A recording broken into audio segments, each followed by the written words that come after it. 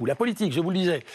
En attendant une nouvelle loi immigration, en 2025, le Premier ministre Michel Barnier était hier en déplacement dans 2 postes frontières entre la France et l'Italie. La question du transfert de migrants vers des pays tiers a été évoquée. Pour comprendre, avant d'échanger avec mes invités, j'accueille Fanny Wegscheider. Bonjour Fanny. Bonjour. Les questions sont assez simples, on va avoir les réponses. Mais que prévoit ce dispositif mis en place par l'Italie et pourquoi on nous dit qu'il n'est pas applicable en France? Alors voici ce que l'Italie a mis en place. Giorgia Meloni et son gouvernement ont depuis mercredi commencé à transférer leurs premiers demandeurs d'asile arrivés illégalement sur leur territoire depuis un pays tiers, l'Albanie. Alors voici ce qui s'est passé. 12 premiers hommes ont été transférés. Ils sont originaires d'Égypte et du Bangladesh. Mais 2 jours à peine après leur arrivée, eh bien, la justice italienne a mis fin à ce transfert parce qu'elle a demandé la rétention a été invalidée. Elle a demandé le transfert de ces hommes de retour donc vers l'Italie parce que pour elle, les pays dont ils sont originaires, l'Égypte et le Bangladesh, sont des pays qui ne sont pas jugés sûrs, contrairement à ce qu'estime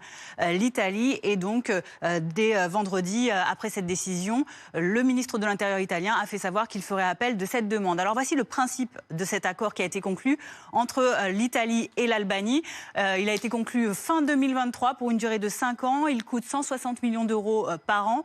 Et il prévoit que tous les hommes qui sont adultes et qui sont interceptés dans les eaux de la Méditerranée, les eaux internationales, mais qui concernent donc l'Italie et qui sont donc interceptés illégalement, soient transférés pour que leur demande d'asile soit externalisée, donc hors du sol d'Italie, en Albanie.